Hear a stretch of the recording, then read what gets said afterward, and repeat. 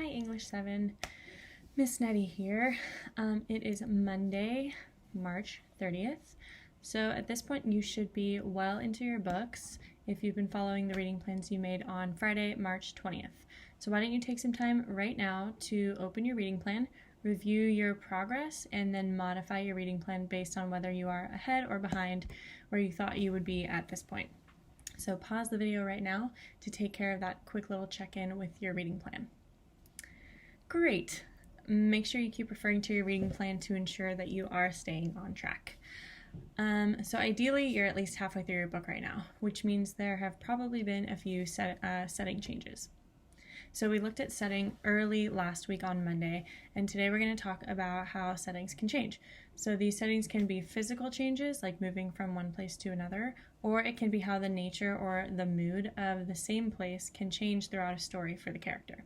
So both forms of setting change affect our characters in many ways.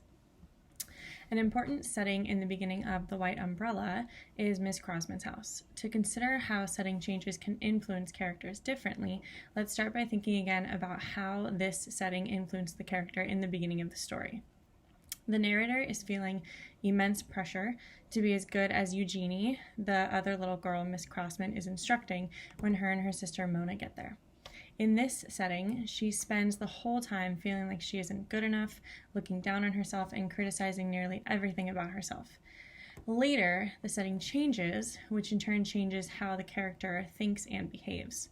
The narrator's mom finally arrives, and they are in the car driving home.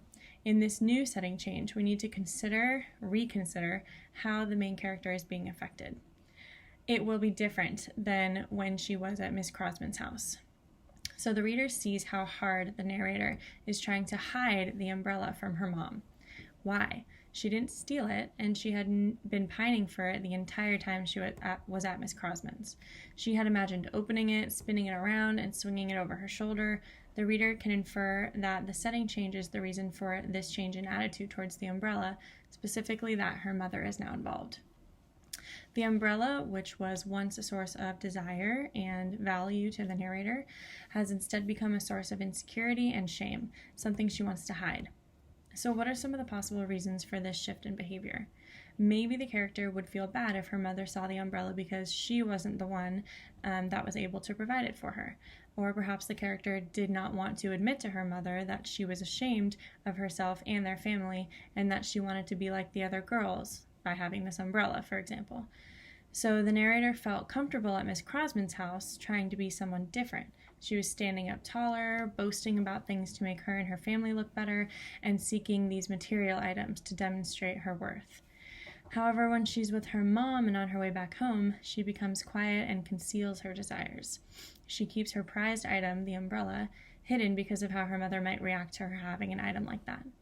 So 2 different settings and 2 very different effects on our main character. For your next journal entry, you will be analyzing how a change in setting has affected your character or characters differently, or how the same setting has evolved to mean something different to your characters as the story has progressed.